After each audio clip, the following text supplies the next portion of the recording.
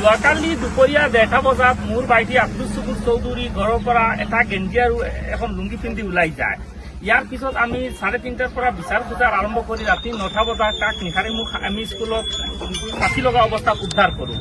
এই উদ্ধাৰ কাৰ্যত প্ৰায় লক্ষাধিক মানুহ একত্ৰিত হয় আৰু ডবকা থানা গৈ পেলাই হত্যাকাৰী আমাৰ ভাইটিক ফাঁচীৰ পৰা ওলোমাই আনি থানাত ৰাখে আৰু আজি তোৰ পোষ্টমৰ্টেম সম্পূৰ্ণ হয়।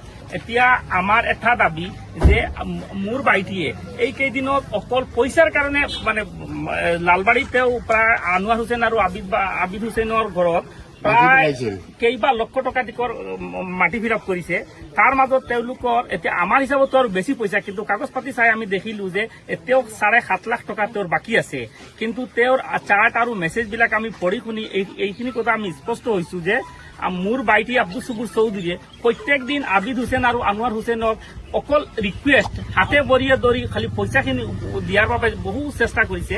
আৰু তেওঁ যিহেতু ইমান সবল ঘৰৰ নহয়, দুৰ্বল ঘৰৰ মানুহ হয়, মধ্যবিত্ত পৰিয়ালৰ মানুহ হয়, গতিকে পইচাটো তেওঁ নিজৰ নাছিলে। যে 7.5 লাখ টকা আছিল এইটো তেওঁ নিজৰ পইচা নাছিল, এইটো তেওঁ বেলেগৰ পৰা ধাৰ লৈ ঋণ লৈ আত্মীয়ৰ পৰা এনেকুৱা হৈছে। কিন্তু পইচাটো দিয়াৰ কথা আছিল আজি 4-5 মাহ আগত, কামটো 4-5 মাহ আগত সম্পূৰ্ণ হৈছে।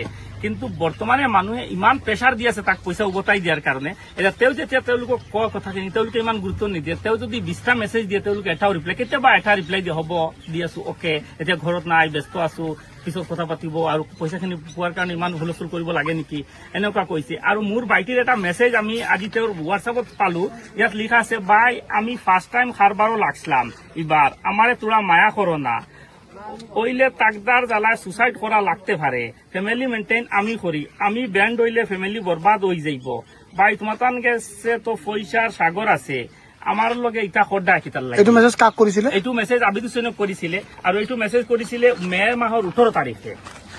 মে মাহৰ 18 তাৰিখে এইটো মেছেজ তেওঁ কৰিছিলে।